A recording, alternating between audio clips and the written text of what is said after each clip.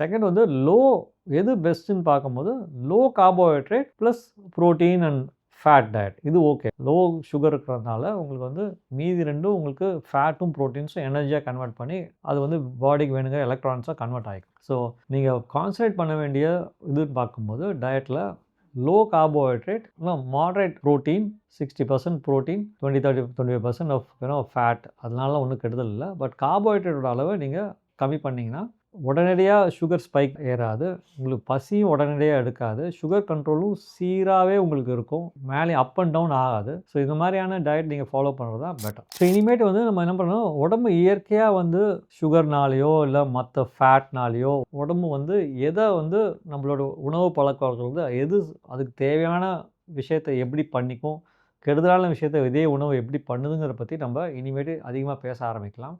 என்னோட அடுத்தடுத்த வீடியோவில் நான் இந்த மாதிரியான metabolic classroom day to day நம்ம உடம்பு என்ன பண்ணணும், எதை பண்ணுறதுனால கெடுதலாக ஆக போகுதுங்கிற டே டு டே விஷயத்தை பற்றி உங்களுக்கு அந்த நாலேஜை கொடுக்கறதுக்காக நான் இனிமேட்டு ஒரு சில வீடியோஸை நான் பேச போகிறேன். தேங்க்யூ.